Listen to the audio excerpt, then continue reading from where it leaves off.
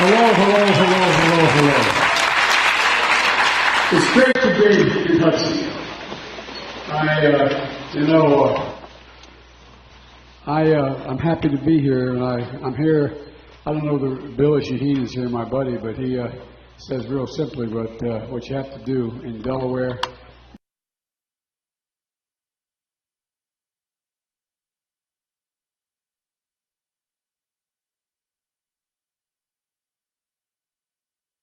Your help.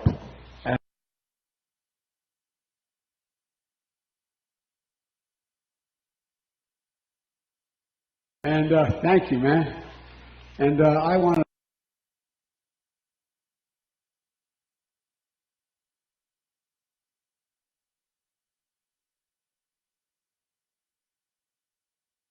No, I really mean it. It means a great deal.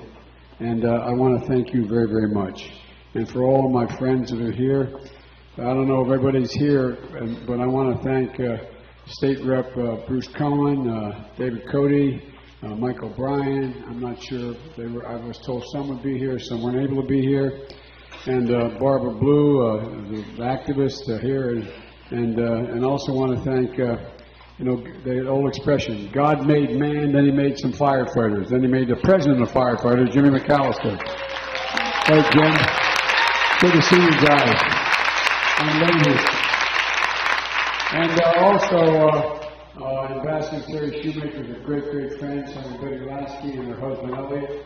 Again, I don't know where everybody is, but I just want to say thank you, Jim. Thank you, Jim Murs is here. And so I just want to thank everybody. Look, the story Michelle tells is the reason why I got engaged in politics in the first place. My dad used to have a saying, for real. He'd say, family's the beginning, the middle, and the end.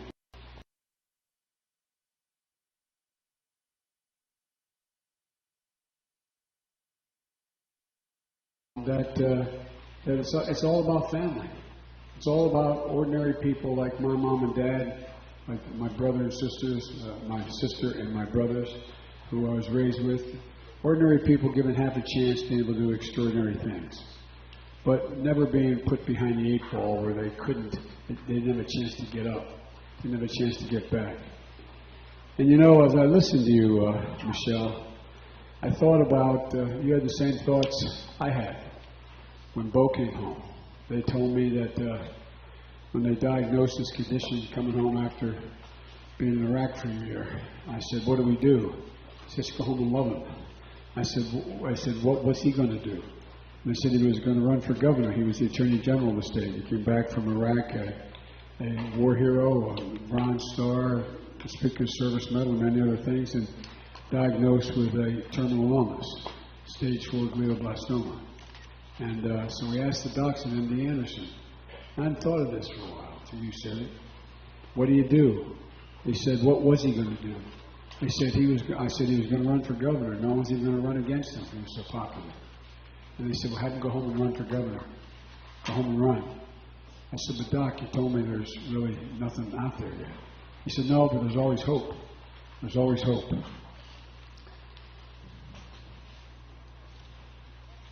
And I do remember, Michelle, you brought it back, that thinking to myself that without the Affordable Care Act, what would have been able to happen, no matter what insurance I had, that they gave him just months, and he outlived the time. He lasted 14 months.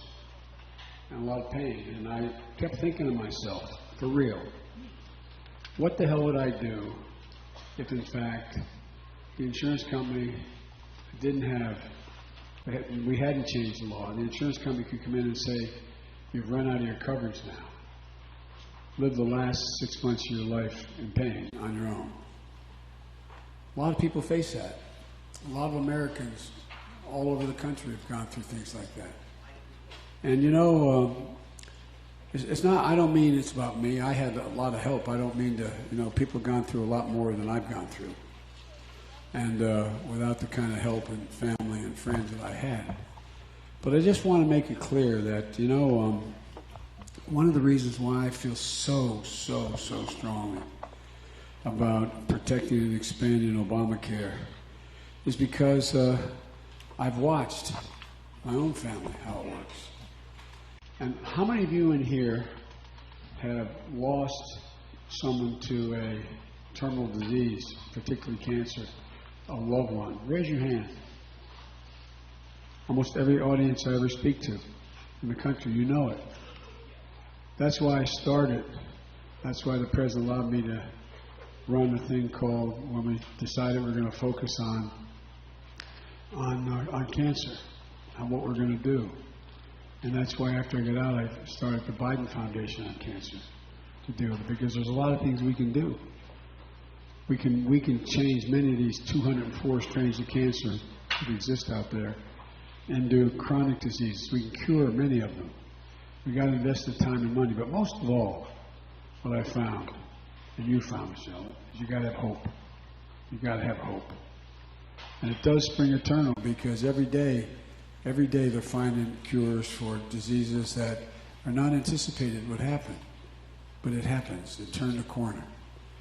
And so, folks, you know, the thing I care about and like about Michelle, beyond her tenacity, she's also a school psychologist. And she knows that there's a number of, we now only have in America one school psychologist for every 1,507 kids.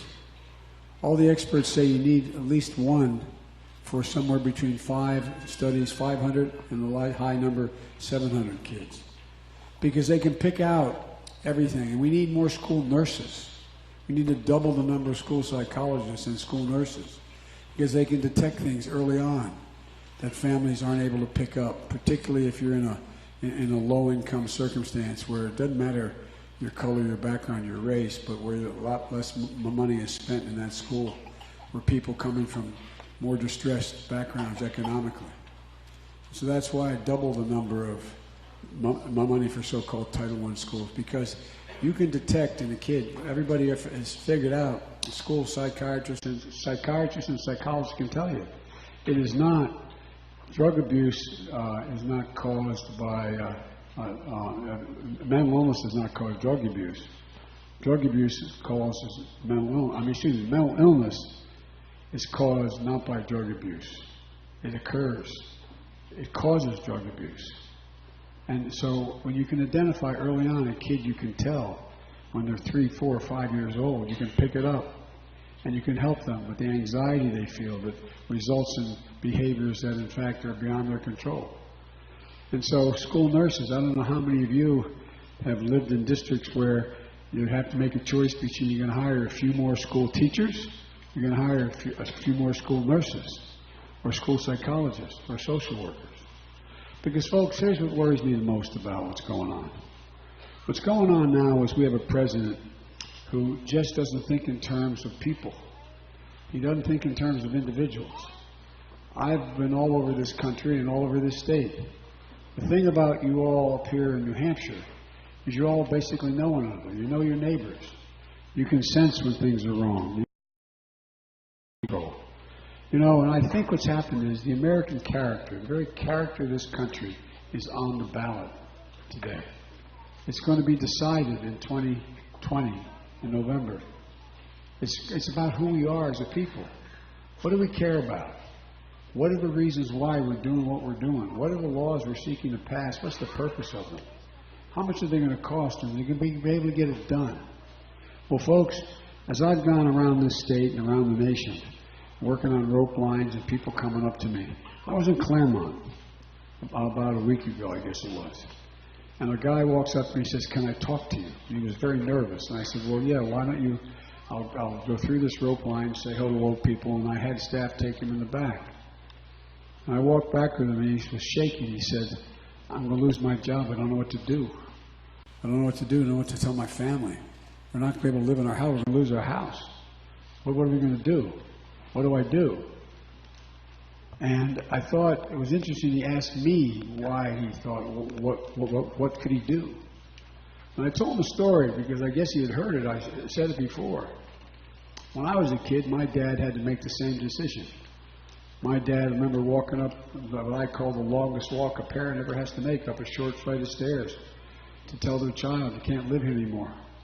We got to move. Daddy or mommy doesn't have a job. You're going to go home and live with grandpa or grandmama if you have one. It's going to take time.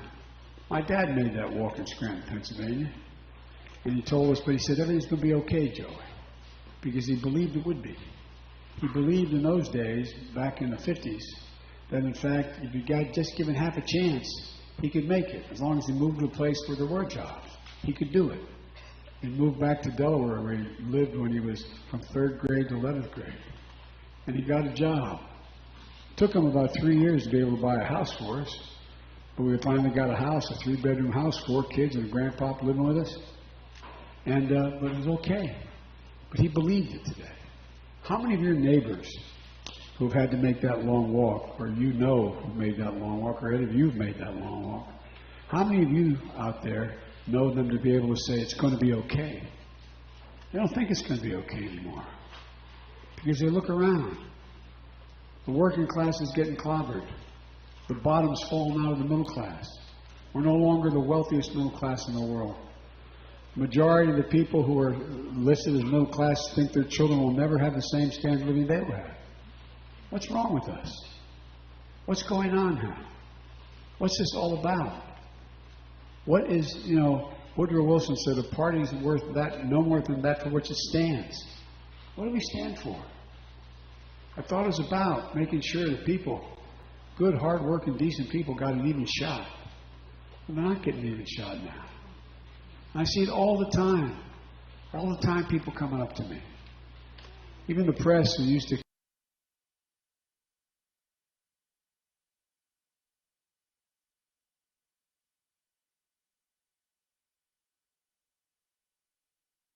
thousands of the hundreds of stories I've been told. I have a problem. A woman walked up to me not long ago. Actually, it was a man who gave me a hug. His name was Gene. Gene was up he had terminal cancer here in your state. And I said, Gene, what are you doing here? He said, I have prostate cancer. It's terminal. I can't make it. He said, I've had my shock back to life 8 times because of cardiac issues in addition. And I said, why are you here? You should be taking care of yourself. And his response was that he said, I'm here because I got to have some purpose. Got to have some purpose. And he went through and he told me what was happening. And he said, but thank God, at least I have some coverage. But this is a guy with his wife who said, you got to have purpose. I'm in trouble. I have stage 4 cancer. And I'm not going to make it. Did you think the president even knows those people exist out there? You're thinking there's thousands, tens of thousands. You don't even talk about it. We don't have a discussion about it. I was introduced I guess it was 4, 5, 6 days ago. I can't even remember now. I'm losing track of time. By a woman named Chrissy. I was in Concord. And she introduced me, and I hadn't met her before. And she told the tale of being victimized by her husband, being battered mentally and physically by him. And the only way she could get out with her young baby, a young child, son, was to leave the house. She was homeless for a long time, living out of a car, didn't know what to do. She said, then I got some hope. I saw a newspaper saying there's a guy named Biden. It's not just about me, it's beyond that. A guy named Biden is writing this thing called the Violence Against Women Act. And you get housing. You realize the vast majority of children are on the street are there because their mothers are battered women? Do you realize the other portion of those are kids who are kicked out of their own homes because they're gay or lesbian, not accepted by their family? There's your children. And then she went on to talk about how she was able to make it and how she worked her way through and how she got back. But here we are. As I speak to you, the very law I wrote as my sister kissing me with my own paw, my own hand, the Violence Against Women Act, which no one wanted to support initially. And we got it done. It's changing the lives of people. But guess what? It's in the... No, thank you, but that's not why I say it. But here's the point. Because of Trump and the gun lobby, it may be over. It has to be reauthorized. It's passed the House overwhelmingly. It's in the United States Senate sitting on McConnell's desk. You know why they won't pass it? Because I had put in provisions saying that an abuser can't own a weapon. If he's got to stay with her to stay away from his wife or his girlfriend or whomever he has abused, he cannot own a weapon. He should be denied. Well, guess what? But here's the point. I was able to get that passed for everybody except there's a boyfriend exception. If you didn't have a baby by the abuser, if you weren't married to the abuser, just a boyfriend abusing you, he wasn't denied the right to own a gun.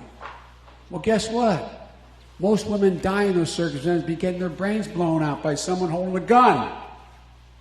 It's being held up because Trump is owned by the NRA. They will not let it pass. It's wrong. It's wrong. It's wrong.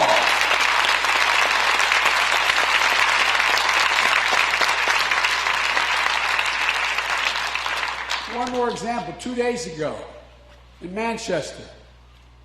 Actually, not 2 days ago, Saturday. It seems like 2 days ago. Saturday. Jill and my 2 young grandchildren, my deceased son's children, were up with me. We were at Feed the Children program in Manchester, standing in a barren parking lot with hundreds and hundreds and hundreds of people, handing out bread, food. Little kids. It was 22 degrees and the wind was blowing hard. It was cold as hell. And people standing in line, about the number of people are on this whole side. Women and children being handed boxes so they could walk along the long line of tables. We're standing there handing out bread and food. Little kids couldn't even pick the boxes up. They're kicking them along. I remember saying to one, take an extra loaf. No, I don't need an extra loaf. I don't need an extra loaf. Some of them might need it. And this President of the United States, as I speak, is cutting SNAP food stamps. What in God's name is happening to us? This is the United States of America. And it makes me angry. The idea that in a country as wealthy as we are, you got kids, one of the organizers, they do it rain or shine. God love them, this Feed the Children program. They're incredible. And guess what? It was so cold, when one of the organizers came and gave me a cap, a stocking cap. And I looked at it and I saw this little kid, not the older than this handsome young man, in a sweater, no gloves, freezing. I'm thinking, what in God's name is going on? I did what you did. I gave the hat to him. But he did. There's so much more. So much more needs to be done. And what are we doing? We're cutting food stamps? It's now called the SNAP program? Folks, there's so much wrong that's so easy to fix. You in New Hampshire, you know one another. You can feel the pain of your next door neighbor. You know what's happening sometimes. And you reach out. You're not distant. Well, folks, this election, America's character is on the ballot. The character of the people running is on the ballot. And folks, we got to take this country back in a bad, bad way.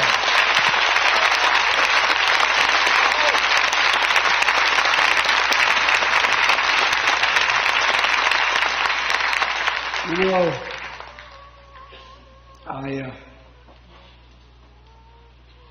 all these problems are within our capacity to solve, without hurting anybody, without denying anybody an opportunity to make a lot of money. We have over $1,600,000,000,000 in tax loopholes, money not collected. We give people breaks for racehorses. What are we doing? What are we doing? And folks, look, this isn't the America that I was raised in. Being led by a president who has no empathy, no compassion, doesn't demonstrate a shred of decency. I really mean this. This is not about Republican, Democrat.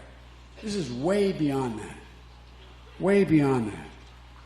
When I saw Colonel Vindman being physically escorted, a hero, physically escorted out of the White House by guards.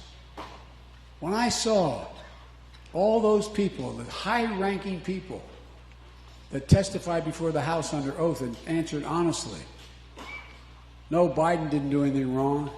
Biden's an honorable man, and said they're all being lined up. Fired. I mean, fired as we speak. Read the papers today. Listen to the news. Against the advice of all his political advisors. This is venomous. Folks, this isn't America. When this president commented on those warriors in Iraq who were at the other end of the missile attack from Iran in a senseless encounter he started, and diagnosed with traumatic brain injury, said they're just headaches. This is a guy who stood before our flag officers and our generals in the Pentagon and called them to their face losers, babies. This is a guy who, in fact, embraces white supremacists. When a young woman was killed down in Charlottesville, when those folks, close your eyes, remember what you saw. Folks walking out of fields carrying torches, their veins bulging, shouting anti-Semitic sayings, the same ones that were shouted in Germany in the 30s, accompanied by white supremacists. A young woman gets killed. And they asked him to come, and he said, "They're very fine people on both sides." This is a guy who bows down to Vladimir Putin, says before the whole world, "Oh, I believe Putin. He had no reason to do anything in our election." Why would he do that after 18 intelligence agencies told him they did? Talk about women in degrading terms that he does, demeaning, demonizing, making fun of people with disabilities, mimicking them. Look, this is the America I know. This is the American I believe in. You know, I know we talk about losing. Well, guess what? Like many of you, I've lost a lot in my lifetime. I lost a wife and a daughter in a car accident. I lost my son, cancer. But I'll be damned if I'm going to stand by and lose my country. It will not happen. Period, period, period. It will not happen. So, folks, time to stand up and get rid of the hate and the division. You know, I'm going to stop talking because I want to hear what's on your mind. I'll answer your questions. But folks, there's nothing we cannot do if we do it together. I swear to God. I'm more optimistic if we get rid of this guy about our ability to put this country back together in a new path, so we can lead the country and the world again in a way we haven't had a chance in a long time. But why don't I, as my mother were here, she'd say, "Joey, hush up and take some questions." Anybody got questions, raise your hand. Do we have folks with mics around here? Well, I mean, oh. Thank you for coming to New Hampshire to speak with us. I am undecided. I love you a lot, but I am undecided.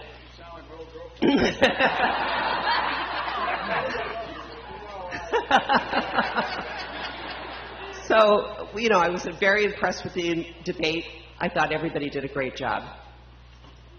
I'm afraid that one of you cannot beat him. So I think all of you could.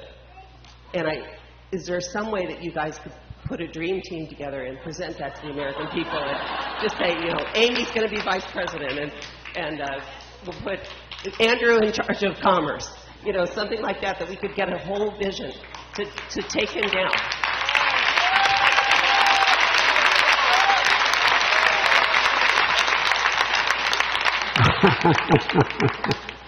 Well, there's two ways to be in the dream team: run it or be picked. Look, it'd be very presumptuous of me to tell you what I do, but I promise you that the only thing I know a lot about is the vice presidency, and I think you've seen, and literally the overwhelming majority of presidential and vice presidential historians in the last 3 years have said there's been no team that's been closer personally and politically than Barack and I have been. I mean, for real. I mean, it's not. I say that for this reason. So I can tell you that there's only a couple things I can tell you for certain. That is, if I'm your nominee and I become president, because if I'm your nominee, I will beat him. But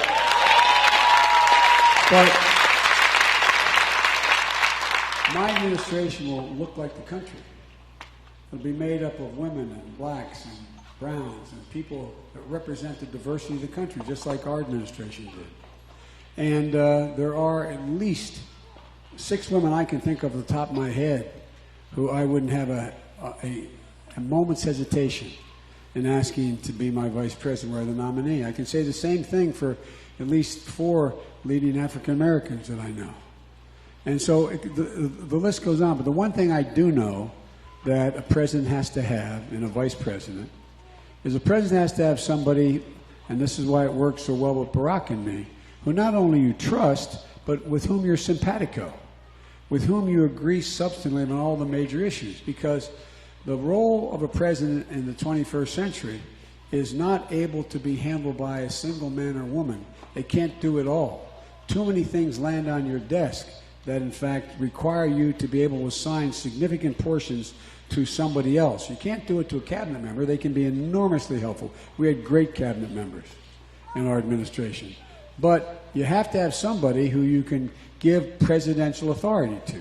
For example, when we were about to lose the vote on the $900 billion Recovery Act, no program has ever been passed that big in all of history, $900 billion. And I had made the mistake of writing a memo to the president of how I thought we should handle that when we had a private lunch once a week, and he took the memo and slid it back to me and said, "Okay, do it." It's the last memo I wrote for him. Anyway, but all kidding aside, remember he used to love at States of the Union addresses say, without telling me first, he'd say, "And now this $900 billion bill we're going to get passed, I'm going to ask Sheriff Joe to run it." And he thought that was really funny, But here's the point. He didn't have the votes to get it passed, so he sent me, and I was able to change the votes of 3 Republicans, and we got it passed. And it literally saved the economy. But it's not about me. He had the confidence in me to know he and I agreed, and he could trust me to run the day-to-day operation. I spoke to well over 150 mayors, governor. I spoke to everybody as to how it had to be implemented. It wasn't just, you can't do it anymore and just say, have the bureaucrats, and they're all good, run it. So I would call for example, a mayor would say, "Mr. Mayor, you're going to get X million dollars to improve the lighting in your city and be able to hire back your teachers." And he said, "Great." And I said, "But you got to use modern lighting that in fact has significant greater lasting power and uses less energy." He said, "I don't like that." And he said, "But the law says I can do it." I said, "Let me tell you, if you do it, here's what I'm going to do. My word." I said, "I'm coming out and holding a press conference saying you're wasting money." He said, "You wouldn't do that." I said, "Try me." Well, guess what? They put it in. Or, for example, there was another one saying we're going to improve employment, and they said, "Well, I want to set up a Frisbee park." And I said, "No." He said, "I can do it." I said, "No, you can't." I said, "Because it doesn't pass the smell test. It's legally able, but you can't do it because I'm going to come out and do." And so we ran a program of less than 1/10 of 1%, less than 1% waste or fraud. The largest program ever run. The point I'm making is not that I'm so good, but you've got to be able to give somebody presidential power.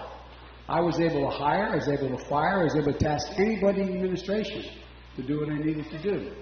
So that's the first thing for me, to be completely honest with you, in terms of if I'm the nominee picking the vice president, that I have to understand they're on the same page.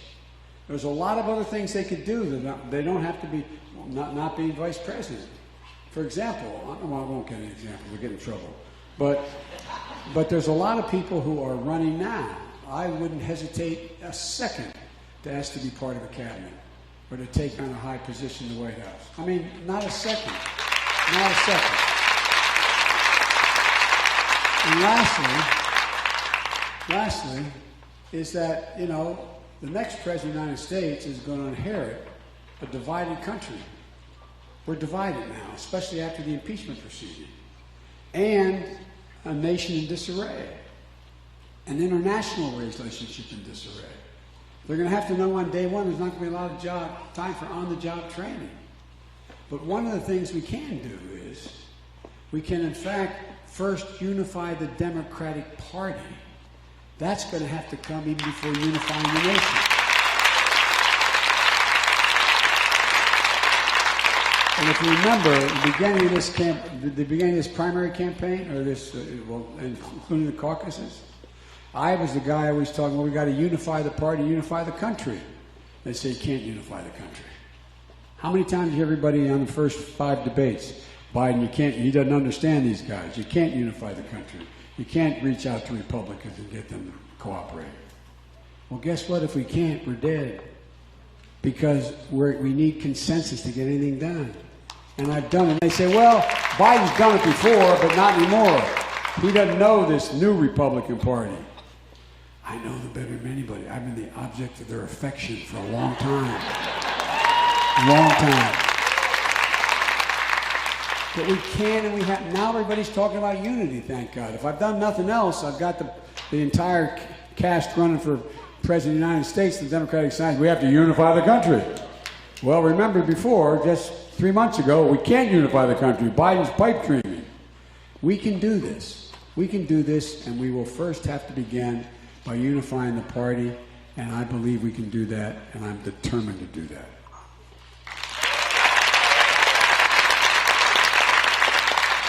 I don't know why I called on you. You've asked 20 questions already, but you're a good man. This guy, I won't tell you about him yet, but go ahead.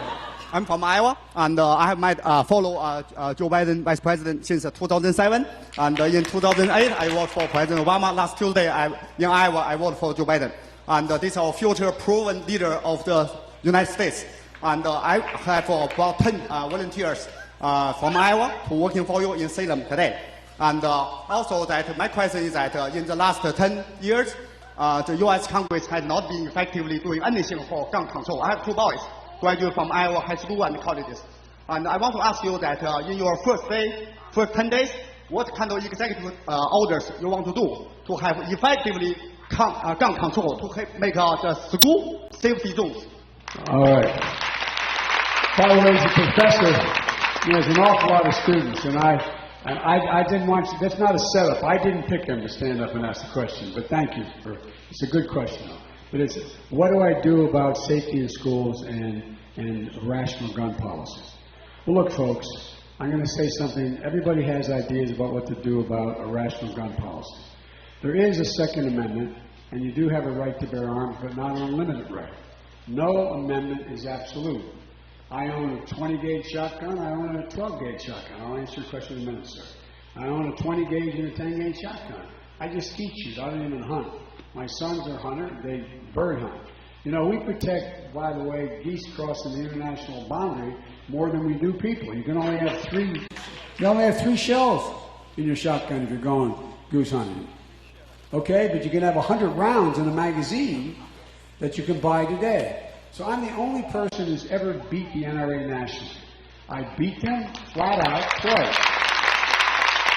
I'm the guy that got the Brady bill passed. That is the background check bill.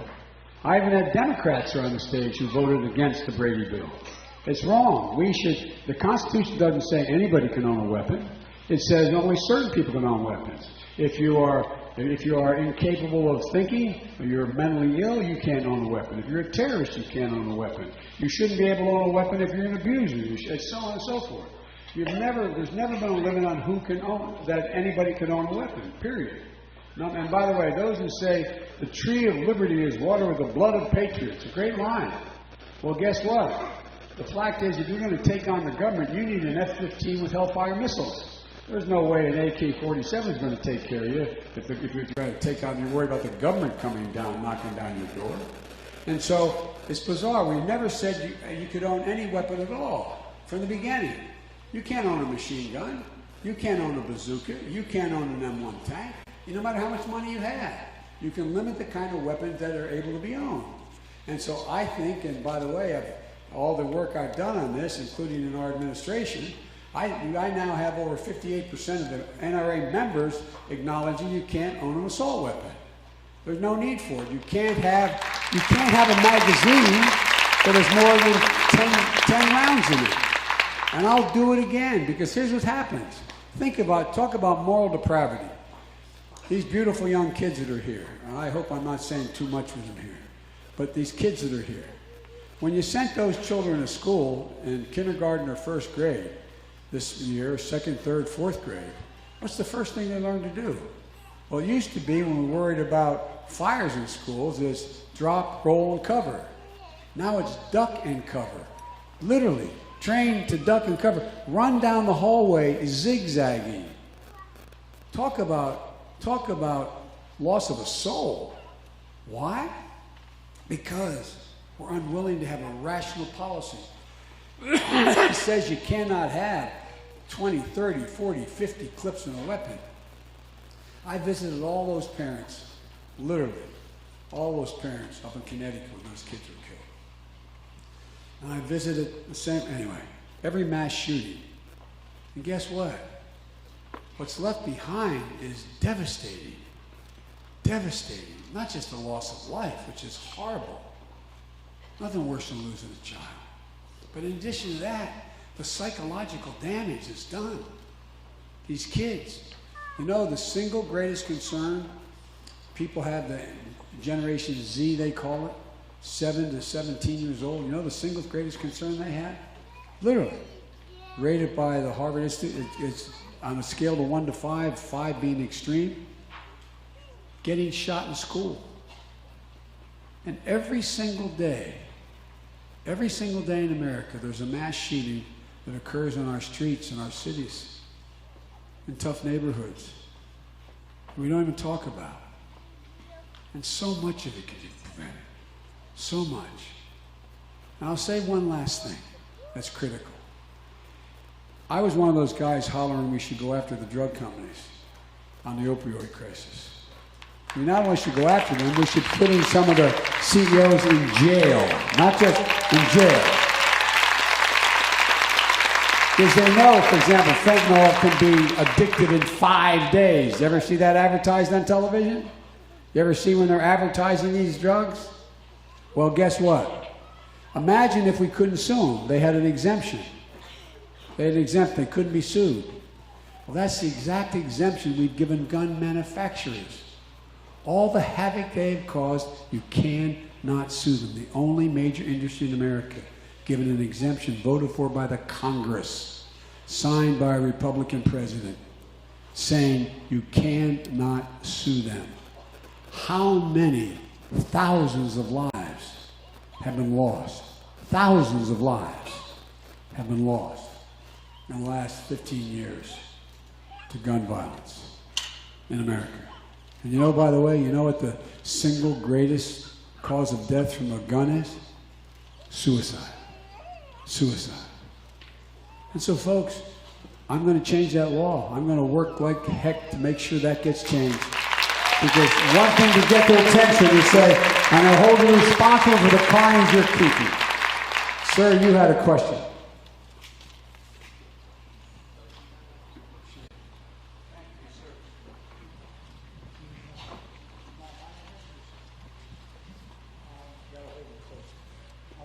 Well, first of all, myself and my family and all everybody here, please accept the condolences of everybody for your losses and Dr. Biden's losses that you've experienced. So many other people had greater losses, Dad, but thank you. You're very kind. Thank you for being here. I'm 92 years old. I want to see your license. I don't believe it. I don't have one.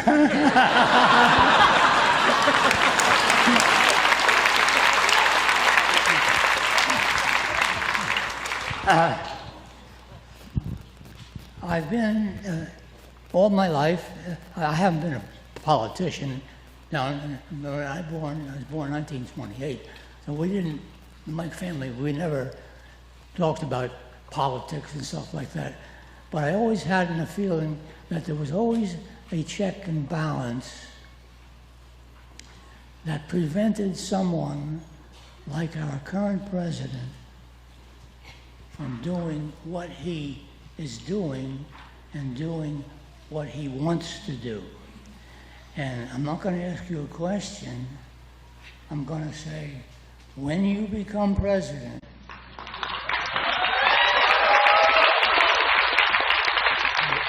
I want you to reinforce the checks and balances that prevent that from happening. Because I got scared a little bit a couple months ago when I said to myself, good God, this could possibly happen, and we're not going to let it happen. So from that standpoint on, sir, I appreciate it, and I wish you luck. Go Joe. Semper Fi, mate. Thank you, thank you, thank you.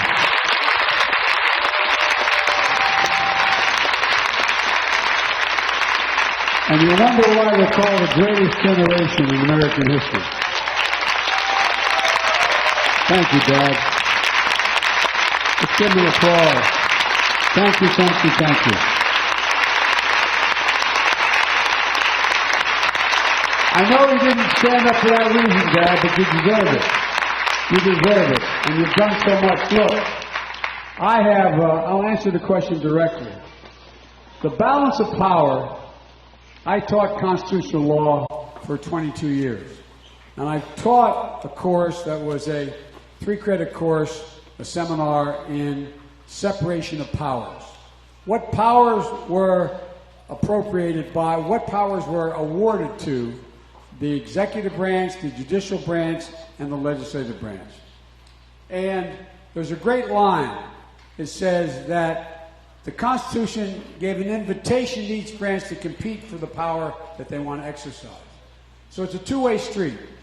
The first thing there's hope for, and the founders didn't count on it, but was the good judgment, integrity, and honesty of elected people. They wouldn't abuse the power they had. But they didn't count on that. That's why they set up the separated powers. Now, but that requires each branch to exercise and fight for their power when it's being abused. So it's one thing for the President of the United States to overreach in his power, which he has clearly done, exceeded that of any modern president. That's not hyperbole, that's a fact. That's a fact. But the Senate and the House were designed to put a check. I'll answer your questions, guys, in a minute, okay? Put a check on the abuse of power by either of their branches. But the Senate and the House have refused to do that until we finally changed the leadership of the last House and elected a Democratic House. Now you have, I was proud to serve in the United States Senate for 36 years. I got elected there when I was 29 years old. And I come from a modest background. But here's the point. And I've written extensively on the separation of powers in terms of war powers and the power to appoint justices. And I've written a number of law review articles on it, and I've helped write the War Powers Act. But here's the deal. It requires it being enforced when a president abuses it. And this Senate has embarrassed me, an institution I had great hope and faith in, has embarrassed me. I'm a Democrat. We don't have a lot of Warren Rudmans down there anymore. We don't have a lot, whether you voted for him or not. He was an honest, honorable man who exercised his Senate power. We don't have a lot of people that I served with over the years, like Dick Lugar in Indiana, a Republican. We don't have a lot of people who have the nerve to stand up. I got a call from Dick's wife when he passed, and I was talking to her. He said he wanted to do one thing. If he lived long enough, he was going to vote for Joe Biden. Well, I'd have voted for him or this guy, too, if I had a choice. Look, they have to exercise the power given to them. And they could have easily have done it in this impeachment trial. But they withered, because this guy has such an absolute venomous streak in him. They know he will go after them no matter what, till hell won't have it, win or lose. That's not an excuse. That's not an excuse. But here's the deal. The Senate and the House have to exercise their power. That's why the single most important reason my wife wanted me to run this time for president, and she wasn't the one wanting to get into this to begin with, is because of the courts, what's happening to the federal courts, the Supreme Court. We're appointing people to the court through the Senate by this president that in fact interpret the Constitution. I don't want to get too complicated here. You'll understand it, but look, there's a school of thought, a conservative, very conservative school of thought that says unless a power is explicitly enumerated, stated in the Constitution, that a right is physically stated in the Constitution, it does not exist. It's not constitutionally guaranteed. It has to be legislated. For example, there's nowhere in the Constitution where it says, uses the word women. There's nowhere in the Constitution where you use the word choice. There's nowhere in the Constitution where it says things that, in fact, are obviously, clearly your right. That's one of the reasons why the founders initially didn't want to have a Bill of Rights. Those amendments called the Bill of Rights. The reason was they're afraid they'd leave something out and it'll be interpreted as not having meant to be protected in the first place. I don't want to turn this into a constitutional law class, but last point I'll make. That's why they had a Ninth Amendment. The Ninth Amendment basically says anything not stated here is retained by the people. A right retained by the people. And so what we have a court now that's saying, unless you explicitly state it in the Constitution, there's no constitutional statement about a right of a woman in the Constitution. We got a 13th Amendment on African Americans. But think about it. So we've bastardized, I mean this term in a literal sense, we bastardized the Constitution as it relates to the courts.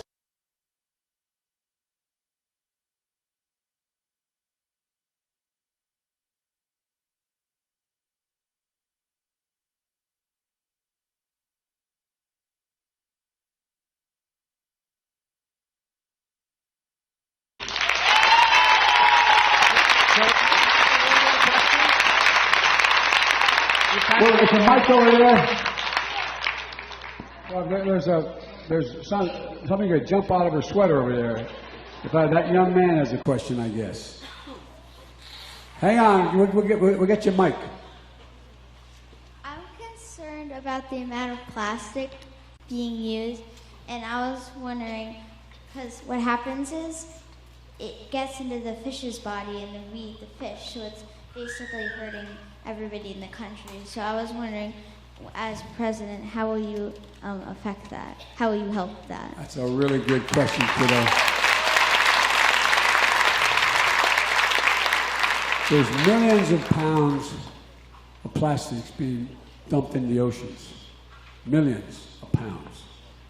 And I think what we should do, just like we did with plastic bottles and things, I think there should be a requirement, most states, a lot of states do it, we should do it federally, that there have to be a deposit on the bottle so that you're going to pay more for that bottle of water, for example, in a plastic container, unless you return it and get your money back for the plastic bottle. That encourages people not to. I don't think we should be using plastic straws anymore in restaurants. I don't think we should be doing, so there's a lot of things we could do. And one of the reasons a long time ago, when I was a young senator, I wrote a law that ended up becoming what they call the Coastal Zone Act. saying, because I watched what was happening all along the Delaware River, which is even wider than the Mississippi, and that in fact all the shell life and all the life along the estuary there was being wiped out because we were building plants and we were building facilities. And we ended up passing a law saying you could not build anything at all within a mile of the Delaware River, because in fact it would cause plant species as well as life species to be eliminated.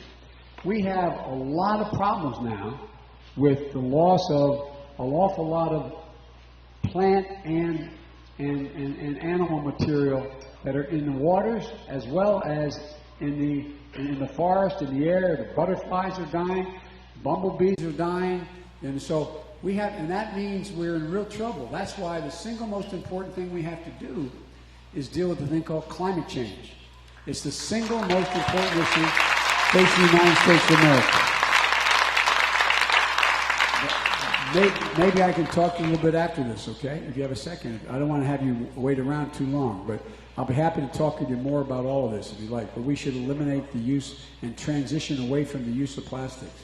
That's why an awful lot of supermarkets, you know now, are giving you, going back to the old paper bags, or giving you canvas carry-out bags that you bring in and you, in fact, get your orders in. We have time for one more. Okay?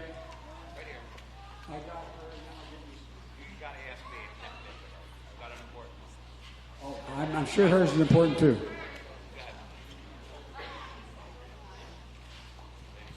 How quickly are you going to be able to undo all the stuff that Trump has done? I can undo every executive order he has done immediately. And it's going to start with the environment. Methane is a problem. We have, pardon me? And the wall, and immigration. I'll get to immigration, and I'm happy to talk to you about that too. I've got to, okay? There's a lot to talk about, so I'll try to give shorter answers here. Hi, thank you for taking my question. I came all the way from Indianapolis, Indiana, with a group of friends because we support Pete Buttigieg, but we wanted to learn about all the candidates.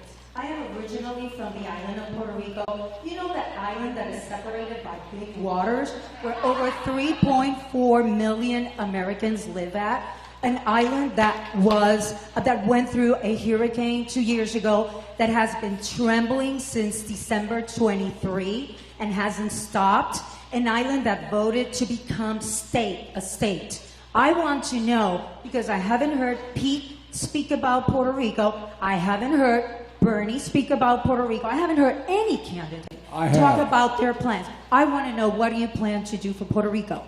By the way, I've done a lot for Puerto Rico because, number one, Puerto Rico is in the Third Circuit Court of Appeals, the same as Delaware. It's part of that. I've been to Puerto Rico many, many times, number one. That's started. Number two, I was able to help pass legislation giving Puerto Rico a significant opportunity to get a benefit of having employment moved to Puerto Rico to provide manufacturing capacity in Puerto Rico.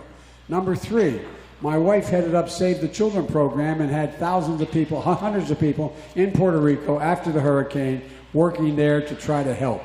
Number four, this president doesn't even know that Puerto Ricans are citizens. They're citizens of the United States. Number five, I'm fully aware of the law that says, most of you may not know, right now, there's a law that exists. If the people of Puerto Rico vote, they have three options, if and when they vote. One, they can vote for independence. They can vote for continued status, or they can vote for statehood. I got in trouble because I said, I hope they vote for statehood, but whatever they vote for, as President of the United States, I would fully support, completely support. And I've spent a lot of time down there with your previous governors. I know the island really well. And the fact of the matter is, you have to understand, Puerto Rico is and can be a thriving community. And by the way, the largest population in Delaware is Puerto Rican. Delaware, Puerto Rican, okay? And that's why I've had such overwhelming support from the Puerto Rican community, because they, in fact, are the Hispanic, but they're citizens Hispanic population in the state of Delaware up to the 2020 census, which means the largest increase of Hispanics in America is in Delaware, the largest percentage increase, now 14%. My generic point is that the contribution is enormous that can be made, and the investment should be significant, and we should do more than throw paper towels at people when you show up. Yes, sir.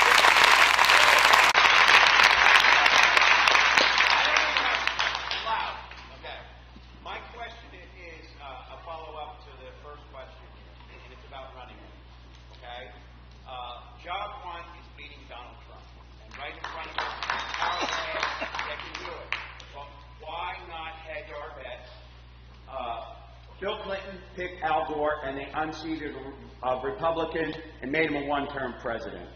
What if Hillary had picked Bernie Sanders as a running mate? Trump would have never beaten him. Barack Obama picked Joe Biden as a running mate.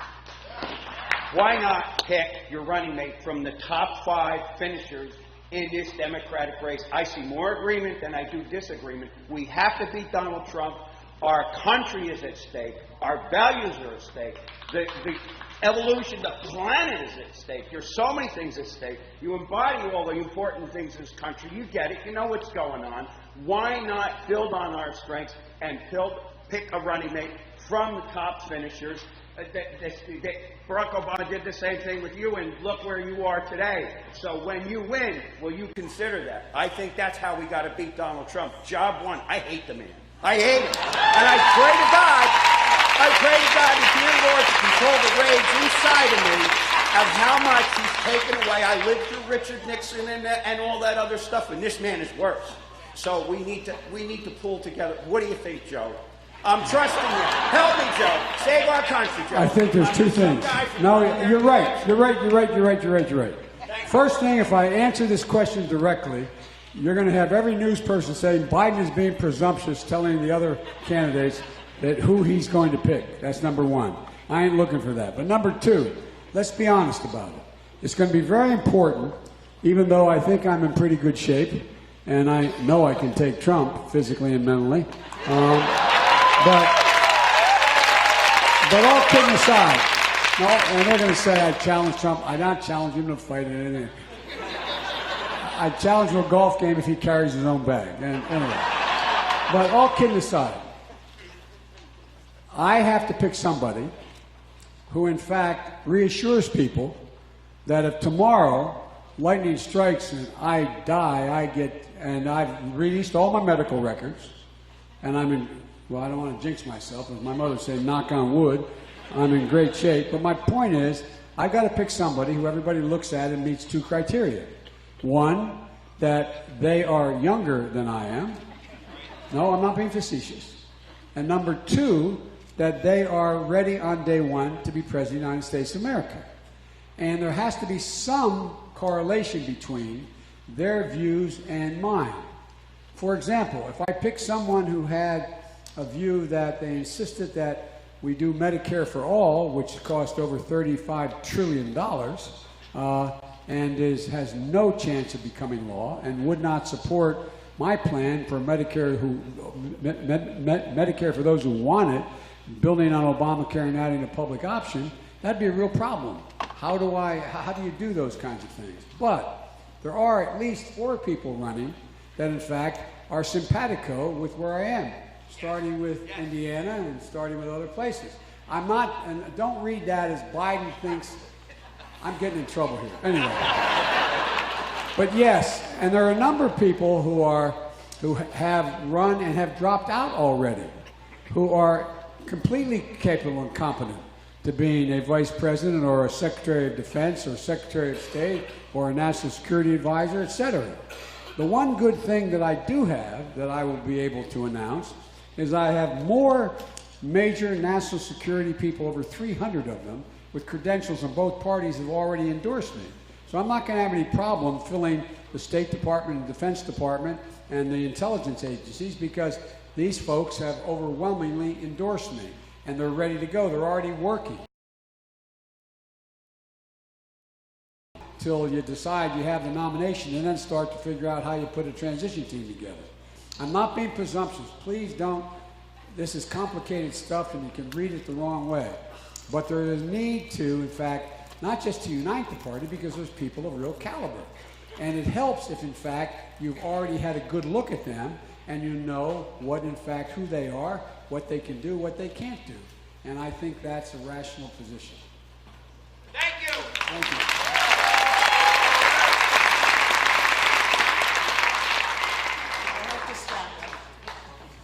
I just want to say one thing. I would like whoever is president, and I'm sure if you become president, you will make America proud again, because Mr. Trump is an embarrassment. Mom, thank you. Thank you, thank you, thank you.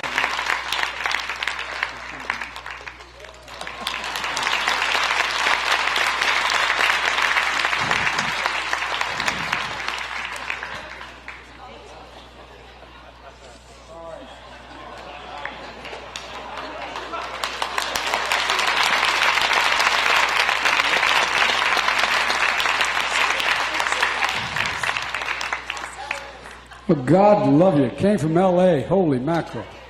Well, I tell you what. Many of you have probably seen, a little, at least older people have seen pictures of my mom. Tell me if she doesn't look like my mom. And by the way, my mom was the finest person who's ever lived. I just want you to know that, but I'm serious. I guess you're right. Thank you, Mom. You're nice to say that. Somebody in the back. Do we have a microphone over that side? Yes.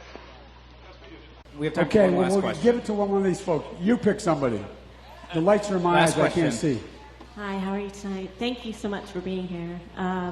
Just a quick question about how you feel about drilling in the Arctic Refuge. Totally opposed to it. Completely, totally opposed to it. And I think I'm the only one, maybe not the only one running, who's been up in the Arctic Circle. Remember the great oil spill that occurred? And I watched when I went up there, and I went up in a helicopter up on the North Slope and saw what was going on and saw what was happening as the glaciers began to melt and how the caribou and everyone there's a lot going on up there.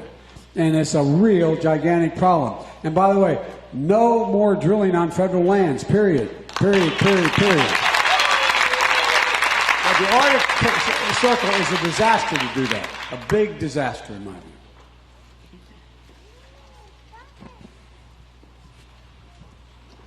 Last question. Well, let's take a couple more. I'm going to get in trouble. Hi, Vice President Biden. Thank you for being here. You and President Barack Obama really restored our image after the Bush years. Over the past 3 years, Donald Trump has left this nation unsafe. He's unfit to be commander-in-chief, and our image across the world is really down on the drain right now. Could you just comment on how to make us safer, return to the Iran nuclear ban and the Paris Treaty, and just our image across the world? Well, thank you. Look, I'll do this real quickly. I said at the outset that the next president is going to inherit a world in disarray. On day one, and this is not a criticism of any of the people who are running, okay? But on day one, I think if you, as we Catholics say when you go to confession, examine your conscience. If you actually or quietly think to yourself, on day one, the president-elect is going to have to be able to deal internationally, no on-the-job training. There's going to be no time for on-the-job training. It's not like any other time in modern history. And we're going to have to make sure that we're able to keep the alliances which are crumbling, put them back together again, number one. I've met every major world leader in the last 40 years, not because I'm important, because of the nature of the job I had. I had a job as chairman of the Foreign Relations Committee, being in that committee for over 40 years. And that's not true, 36 years. But the point is that one of the reasons Barack picked me was because my background in national security and foreign policy. And I know all of these people.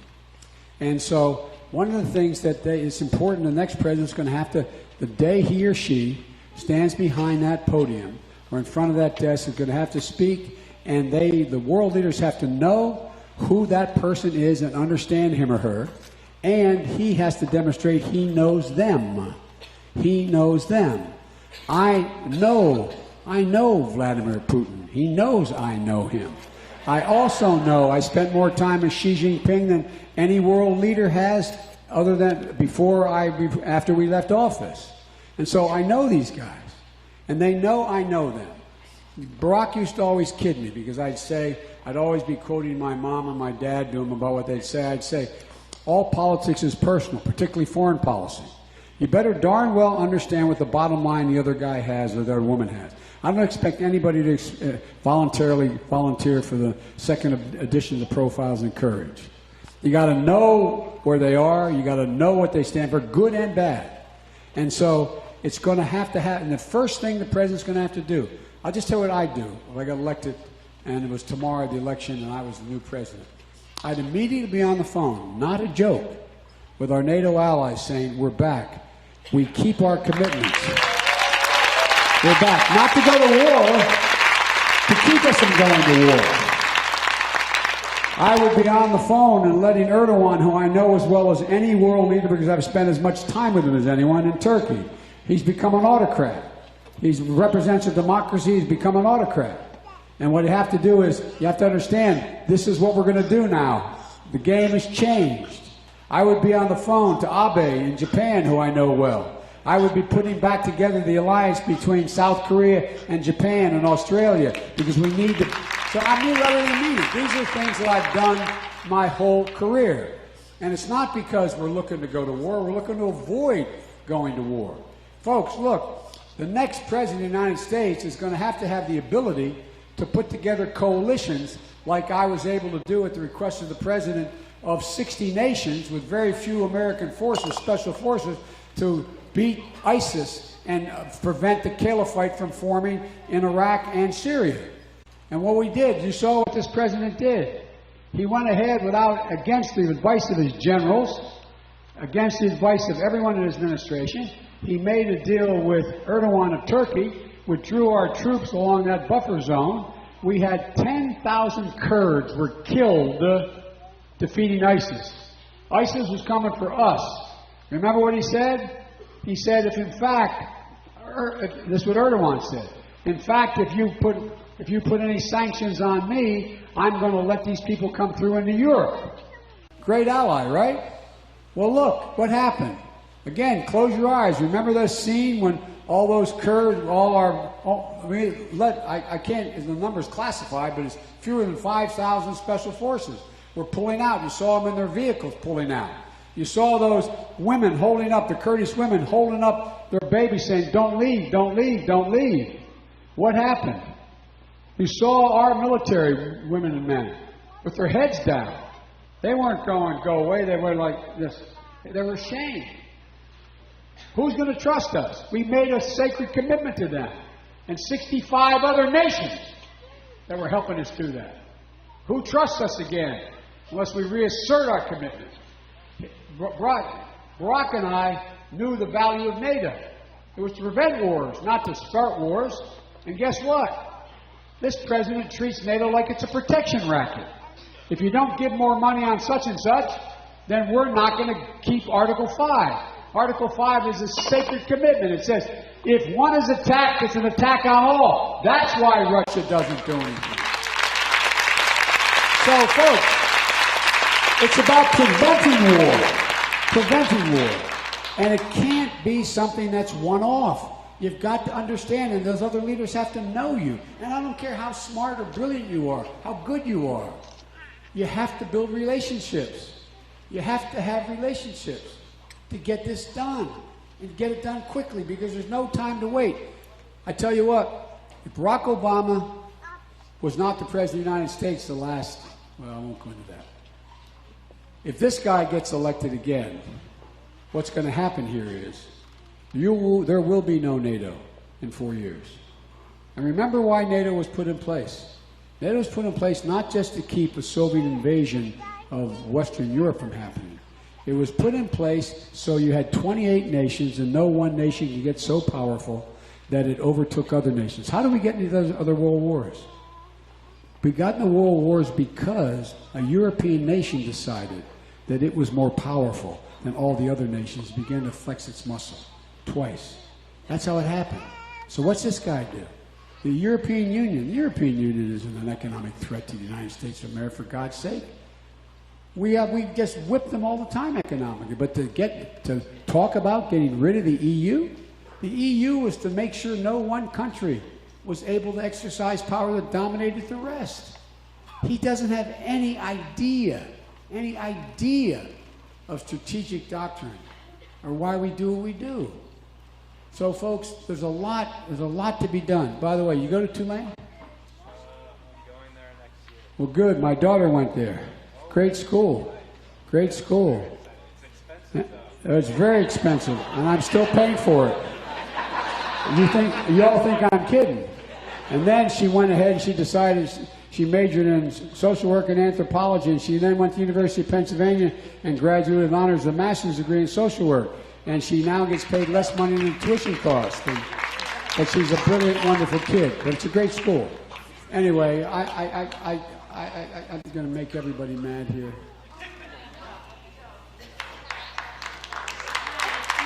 Hi, my name is Catherine Nestor. Hand up. Well, come on, honey. What's your question? Hi, my name is Catherine Nestor. My dad and I would like to thank you for the Affordable Care Act and for the mortgage lending, because that saved our house and it saved my life multiple times. So thank you so much. God love you. Thank you. I owe you my life multiple times over. But I also wanted to ask you about what you plan on doing for people with disabilities. I have multiple chronic illnesses, both physical and mental, and I'm on the autism spectrum. A number of things. First of all, being able to stand up and ask that question, do it. Really and true. I really mean it. Thank you. I can say three things, and I'll do it quickly, and then maybe you and I can talk afterwards and go into more detail, okay? Number one, in Obamacare, and it's going to be made even stronger in Obama amended by Biden with a public option, there is a requirement, as you know, that there has to be complete parity between mental health needs and physical health needs. They're no different. They're no different at all. And so the insurance company can't say to you, you have a mental health problem, or we're not going to help out, only if you broke your arm or your back or your leg or you developed a disease. It is a disease of the brain. That's what it is. That's all it is, and they can be fixed. And so that's number one. There has to be absolute parity. One of the things I did, you saw that those guys and women called the Wounded Warriors that walked across America. My wife and I walked across America with them, not all of it. We walked in 3 sections with them across America. And the reason we did, you know what they were doing? They were trying to make the point that, in fact, there is nothing to be ashamed of seeking help for mental illness. Because today, many people think it's they don't want to acknowledge. I'll get you, I promise you, okay? And why don't you come out here, because they're going to be worried if I don't get you, and then you'll be the last question, okay? All right, but hang on a second. And so that reason we walked with them was that, for example, in the United States of America right now, we have an awful lot of people coming home from war who are, I carry a card with me every day. And it is my daily schedule. Look what I have on that black box in that schedule. What's it say? Unless you use your glasses. It says Daily U.S. Troop Update. What I make sure we check every single morning is the number of women and men killed in Afghanistan and Iraq, and the number wounded in Afghanistan and Iraq, because every single one of those fallen angels left behind a community. And it's not roughly 6,900, 6,905, F-I-V-E. Every day we check. Is leave behind a whole community. But secondly, what's not on here is 300,000 vets over the last 12 years are coming home with traumatic, not just traumatic brain injuries, over 300,000 of them as well, but with traumatic brain, coming home with PSD, post-traumatic stress.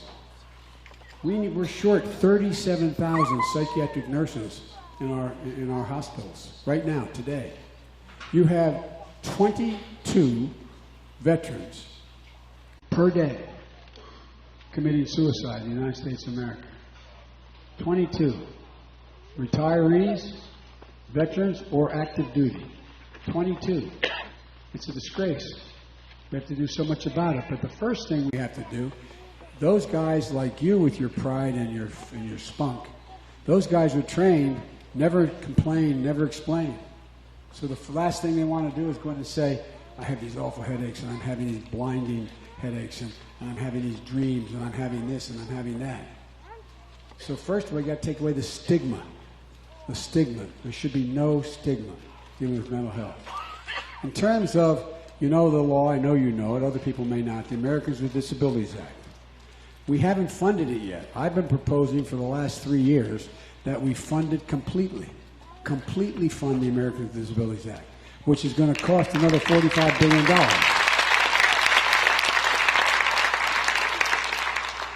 Pardon me?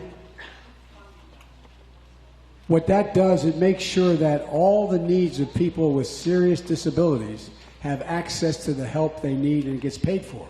Not by them, but by the government. Paid for by the government. And also you have a situation where, if in fact you need additional help for whatever the problem is, including prescription drugs, they get significantly lowered under the proposal I have put forward. I really mean it, not a joke. For example, there's a thing called the German system, where any new drug that has an impact on a person's ability, whatever it is, mental or physical, has on their health, that drug has to be approved by a group of 25 people we're going to appoint at the Department of Health and Human Services, and they sit with the drug companies ahead of time, and in fact they have an explanation from the drug company what it costs them to develop that drug, and then they can make a lot of money off of that. They can make a profit just like utilities can make a profit, but they can't charge an unlimited number, and the price will be set. If in fact they don't abide by the price that is set, then in fact they will not be able to move in a direction where what happens is you have Medicare making sure they negotiate for that drug, and they will not buy that drug, period, unless they have agreed to the price. That will significantly lower the prices, and drugs across the board that in fact people need. I had a son who, when he came home from Iraq, not Iraq, when he came from Kosovo, he was over there, he was in the Balkans.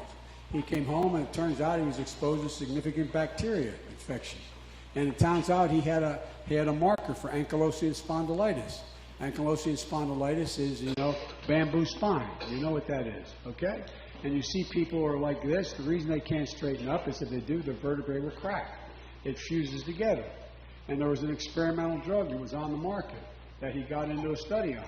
But he had to take a shot once a week for $5,000 a shot. He was an attorney general of the state making $102,000 a year, a lot of money. But that's all he had, $5,000 a week. Until it got approved, and then it went on the market, and it was able to go on the market at a reasonable price. But my point is, the idea, there's people out there, I'll bet you know somebody who's paying an exorbitant amount of money for an inhaler, that in fact, or an EpiPen, or anything else that in fact, when it started 2, 5, 10 years ago, I'm making this up, cost $1, now it costs $10. And under my proposal, you'll not be able to, and Republicans will vote for this, that in fact you cannot increase the price of a drug that's authorized beyond medical inflation unless you can prove something fundamentally was different and you invested in it to make it more effective. There's an awful lot more to talk about here, but the point is that it is critically important that we engage in and provide for the needs of people who in fact have disabilities and also have mental health problems. It's overwhelmingly in the country's interest. Everybody's better off, including a program we put together for employment, that in fact for people who are able to be employed to the degree they're employable. There's ways in which, because everybody wants to contribute. Nobody wants to just be given anything. They want to contribute. And you can, and you obviously already are. Again, there's a lot more to say, but if I don't get this young man here, I'm dead, and my staff's going to kill me because I'm keeping all of you so long. Hi. Hi. I met you in Derry, and I wanted you to ask Trump weaken the Endangered Species Act. Would you strengthen it, and if so, how much? Oh, God love you. That's a great question. It's a great question. Here's the question he said. Trump, he met me in Derry, and Trump You came twice. God love you. That's all right. Hey, man. And he's weakened the Endangered Species Act. Would I change that? And if I'd strengthen it, how would I do it? The answer is I would, in fact, strengthen it. And the reason why we strengthen it is the whole ecosystem depends upon, for example, I talked to you a little bit, I'll just give you an example. If, in fact, the crustaceans along the rivers aren't there and they can't eat other species that are there, and they then can't get eaten by the fish and so on, it's a whole chain. If you interrupt that chain, then in fact what happens is you don't just kill that species, you kill other species. So the Endangered Species Act is overwhelmingly critically important for all species, including the human species. And so way back when I was a kid in the United States Senate, I worked very hard on the Endangered Species Act. And one of the things we know about, for example, there's sort of, Mom will explain to us later, there's an old expression, you come from a mining town like Scranton where I was raised, about a canary in a coal mine. Well, what that means is that there's a lot of methane gas and things that are in coal mines, and you put canaries down there because you don't hear the canaries chirping away. It means the methane kills them. You can't smell it. You don't know what it is. So there's a canary in a coal mine idea. But there's a lot of canaries out there, figuratively speaking, for you adults. And it impacts the entire ecosystem. It the entire food chain, for real. Look what's happening now. You have, with global warming, you ever go north here in your magnificent state? I was just out in Idaho as well. All those beautiful, green, tall evergreens. They're kind of getting brown, aren't they? Well, why are they getting brown? Well, not just because it's getting hotter up there, because you have beetles and species now that are eating up that material, the green. They're going to kill all of that, that fauna and flora. So the point I'm making is it's all connected. This guy thinks everything can be sort of segregated, like he wants to segregate people. And back to your question, ma'am, immediately what I would do is I would get rid of all the cages, no family separation, send her, no, I mean it. And actually send an immigration bill to the United States Congress today for a path to citizenship for the 11 million undocumented, as well as making sure that DACA children are American citizens. They're already there. And I would not be deporting anybody other than arresting them for any reason other than the commission of a felony in this country, a felony. And I would not have the people who go back to school be the ICE agents. You would not be able to hang out outside, and I mean this sincerely, outside of doctor's offices, outside of Mass on Sunday, arresting people coming out. The carnage that is occurring and the mental illness and the anxiety created by all those children worrying they're going home and their parents not going to be there. They're going to walk out of church and the mom's going to be arrested because he's undocumented. Look, folks, right now, and we'll end with this. We have so many good questions, though. I'm embarrassed to leave you without answering them all. But here's the deal. Right now, for those of you who are worried about immigration and all the stuff you heard about, this guy is just, think what he did in 2018. He kept showing the invasion is coming. The invasion of these rapist Mexicans. The invasion of all these folks coming from Central America. At the same time, he cut off the $740 billion I was able to get Republicans to vote for to make sure that, in fact, we changed the circumstance on the ground so people didn't want to leave in the first place. They leave for a reason. But here's the deal. If you think about it, where we are now is that you have so many people in grades kindergarten through 12th grade throughout the United States of America. 24 out of every 100 students is Hispanic, is a Latino. 24 out of every 100 students. Now, I don't care whether you have a prejudice or not. If you don't think it's an overwhelming interest of the United States of America for everybody to see to it they're educated and integrated into society, if you don't think that makes sense, then you are, as my mother would say, biting your nose off to spite your face. It's ridiculous. We should be investing.